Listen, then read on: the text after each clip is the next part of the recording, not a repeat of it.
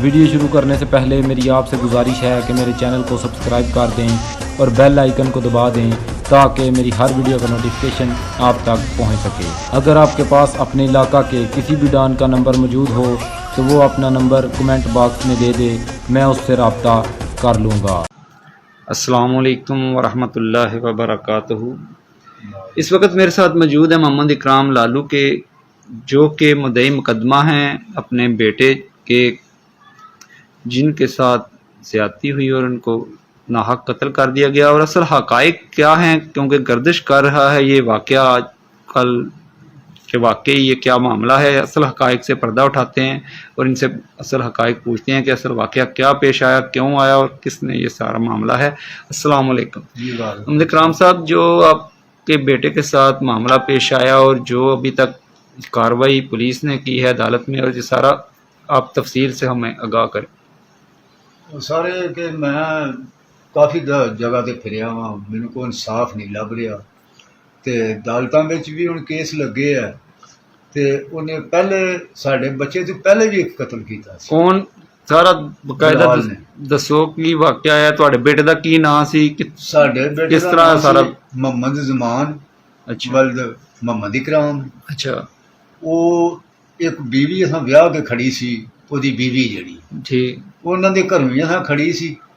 साल एक पहलू असां मंगनी रखी है, ठीक, उन्हां दे घर ही सी। उस तो बाद साल शादी नूं हो गया सी। साल तो बाद इहदी उहदे नाल कोई गल चलदी रही है प्यार मुहब्बत दी। अच्छा, ਉਹਦੇ ਚ ਆ ਕੇ ਉਹ ਬੱਲਾ ਆਲਮ ਮੰਨਦੀ ਸੀ ਜਾਂ ਨਹੀਂ ਸੀ ਮੰਨਦੀ। ਅੱਬਲ ਤੇ ਨਹੀਂ ਸੀ ਮੰਨਦੀ ਤਾਂ ਹੀ ਇਸ ਵਾਕਿਆ ਤੇ ਇੱਕ ਰਪੜਿਆ ਹੈ। अच्छा, ਤੇ ਫਿਰ ਇਹਨੇ ਬਾਅਦ ਵਿੱਚ ਇਹ ਸੋਚਿਆ ਹੋਣਾ ਕਿ ਮੈਂ ਇਸ ਮੁੰਡੇ ਨੂੰ ਮਾਰ ਦੇਵਾਂ, अच्छा, ਤੇ ਬਾਅਦ ਵਿੱਚ ਤੇ ਮੇਰੇ ਨਾਲ ਨਿਕਾਹ ਕਰੇਗੀ। ठीक, ਫਿਰ ਇਹਨੇ ਜ਼ਮਾਨ ਨੂੰ ਮੇਰਾ ਫੈਰ ਮਾਰ ਕੇ ਕਤਲ ਕਰ ਦਿੱਤਾ। ਉਸ ਤੋਂ ਬਾਅਦ ਫਿਰ ਜਦੋਂ ਇਹ ਵਾਕਿਆ ਆਇਆ ਫੈਰ ਵੱਜੇ ਨੇ, ਤੁਸੀਂ ਉਸ ਟਾਈਮ? ਮੈਂ ਉਸ ਵੇਲੇ ਨਾਲ ਸਾਂ ਉਹਦੇ, ਅੱਛਾ, ਤੇ ਮੇਰੇ ਵੀ ਸਵਾ ਕਨਪੱਟੀ ਦੇ ਕੋਲੋਂ ਲੰਘਿਆ ਫੈਰ। ਠੀਕ, ਤੇ ਉਹਦੀ ਲਿਸ਼ਕੀ ਇੰਨੀ ਕੁ ਸੀ ਕਿ ਸਾਨੂੰ ਦਿਸੀ ਕੋਈ ਸ਼ੈ ਨਹੀਂ ਮੈਨੂੰ। ਠੀਕ ਹੈ, ਤੇ ਮੈਂ ਜਿਸ ਵੇਖਿਆ ਬੱਚਾ ਜਿਸ ਵੇ ਉਲਟ ਗਿਆ, ਸਹੀ ਹੈ, ਤੇ ਮੈਨੂੰ ਉਂਝ ਹੀ ਹੋਸ਼-ਵਾਸ ਨਹੀਂ ਰਹੇ। ਠੀਕ, ਤੇ ਉਸ ਤੋਂ ਬਾਅਦ ਫਿਰ ਪਤਾ ਲੱਗਾ, ਮੁੰਡਿਆਂ ਨੇ ਦੱਸਿਆ ਵਾ ਫਲਾਣਾ ਬੰਦਾ ਸੀ। ਫਿਰ ਪੁਲਿਸ ਵਾਲਿਆਂ ਫੜਿਆ, ਉਹਨੂੰ ਫੜ ਕੇ ਲੈ ਗਏ ਨੇ, ਮੇਰਾ ਡੱਕਿਆ, ਉਹਦਾ ਚਲਾਨ ਹੋਇਆ, ਉਹ ਅੱਗੇ ਗਿਆ, ਕੋਈ 2 ਸਾਲ ਗੁਜ਼ਰੇ, ਉਹਦੀ ਜ਼ਮਾਨਤ ਵੀ ਹੋ ਗਈ।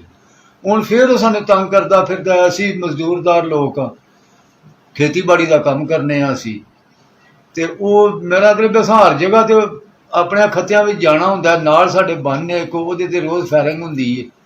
ਤੇ ਸਾਨੂੰ ਤੇ ਫਿਰ ਇਹੀ ਸ਼ੱਕ ਨੇ, ਇਹੀ ਜਾ ਕੇ ਕਰਦੇ ਅੱਛਾ, ਵੇ ਦਹਿਸ਼ਤ ਪਾਉਂਦੇ ਨੇ ਕਿ ਅਸੀਂ ਰਾਜ਼ੀਨਾਮਾ ਉਹਦੇ ਕੋਲ ਲੈਣਾ ਚਾਹੁੰਦੇ ਹਾਂ। ਸਹੀ ਹੈ, ਤੇ ਰਾਜ਼ੀਨਾਮਾ ਤੇ ਇਹ ਕਿ ਮੈਂ ਕੇਸ ਲੜਨਾ ਵਾ ਪਿਆ, ਮੇਰੀ ਜਾਨ ਵੀ ਜਾਏ ਤੇ ਮੈਂ ਕੇਸ ਲੜਨਾ, ਮੈਂ ਉਹਦੇ ਨਾਲ ਰਾਜ਼ੀਨਾਮਾ ਨਹੀਂ ਕਰਦਾ।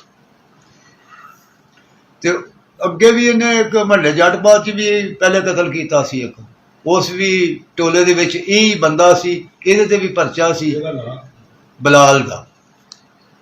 ਬਲਾਲ ਹੀ ਨਾਲ ਸੀ ਉਹਨਾਂ ਦੇ, ਉਦੋਂ ਵੀ ਬਲਾਲ ਹੀ ਨਾਲ ਸੀ, ਤੇ ਹੁਣ ਵੀ ਇੱਕ ਮੁੰਡਾ ਇਹਨੇ ਹੋਰ ਨਾਲ ਲਿਆ, ਮੁਹੰਮਦ ਅਲੀ ਨਾਂ ਹੈ ਉਹਦੇ, ਕੰਨਾਂ ਦਾ, ਪਿਓ ਦਾ ਨਾਂ ਅਕਰਮ ਹੈ, ਦੂਜਾ ਇਹ ਬਲਾਲ ਸੀ।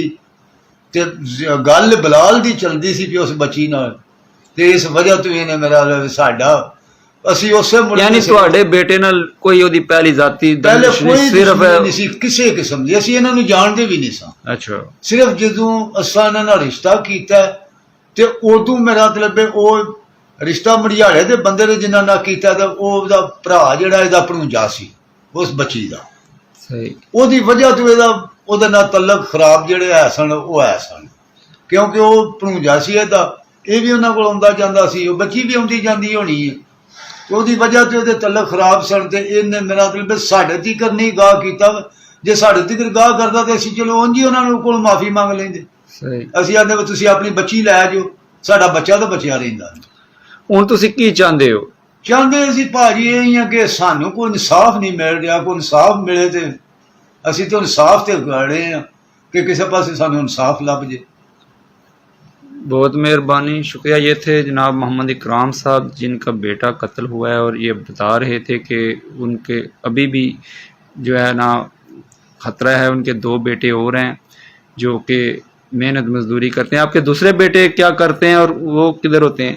مزدوری کرتے ہیں جی باہر.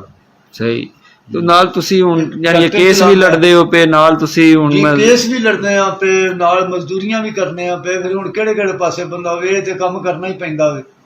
ਕੇਸ ਤੇ ਵੀ ਜਾਈਦਾ, ਉੱਥੇ ਵੀ ਮੇਰਾ ਮਤਲਬ ਖੱਜਲ ਖਰਾਬੀ ਕਰਕੇ ਦਿਹਾੜੀ ਭੰਨ ਕੇ ਆਵੀਦਾ। ਅੱਗੋਂ ਮੇਰਾ ਮਤਲਬ ਪਿਛਲਾ ਵੀ ਹੁੰਦਾ, ਮਾਲ ਡੰਗਰ ਨੂੰ ਪੱਠੇ ਵੀ ਕੋ ਪਾਣੇ ਨੇ, ਕੋਈ ਖੇਤੀਬਾੜੀ ਦਾ ਕੋਈ ਕਰਨਾ ਹੈ। ਇਸ ਤਰ੍ਹਾਂ ਦੇ ਸਿਲਸਿਲੇ 'ਚ ਫਿਰ ਪਤਾ ਜੇ ਭਾਜੀ ਦੌੜ ਤੇ ਬੇਬਾ ਹੁੰਦੀ ਹੈ। ਤੇ ਜੇ ਸਾਨੂੰ ਕਿਤੇ ਇਨਸਾਫ ਲੱਭ ਜਾਏ ਜੀ ਤੇ ਅਸੀਂ ਵੀ ਸਕੂਨ ਨਾਲ ਚਲੋ ਘਰ ਬਹਿ ਜਾਂਦੇ ਜੇ ਇਨਸਾਫ ਲੱਭ ਜੇ ਸਾਨੂੰ ਤੇ। ਬਹੁਤ ਦੋ ਮਿਹਰਬਾਨੀ ਕਤਲ ਕਰਕੇ ਤੇ ਬੰਦਾ ਬਾਹਰ ਫਿਰਦਾ ਪਿਆ ਜੀ, ਉਹਨੂੰ ਪਤਾ ਹੀ ਕੋਈ ਨਹੀਂ ਮੈਂ ਕਿਸੇ ਨੂੰ ਮਾਰਿਆ ਕੋ ਕੀ ਕੀਤਾ ਵੇ, ਉਹ ਆਪਣਾ ਯਾਸ਼ੀ ਨਾਲ ਬਾਹਰ ਫਿਰਦਾ ਪਿਆ। بہت شکریہ مہربانی ان کا کہنا ہے کہ ایک قتل ان کے بیٹے کا ہوا، ایک اور بھی جگہ پہ قتل میں یہ نامزد ملزم ہے، اس کے باوجود جو ہے ان کو انصاف نہیں مل رہا، ان کو انصاف چاہیے۔ اس کے ساتھ ہی میں اجازت چاہوں گا، اللہ نے اسی کے ساتھ آپ کا خادم رضا علی احمد آپ سے اجازت چاہتا ہے۔ اللہ حافظ۔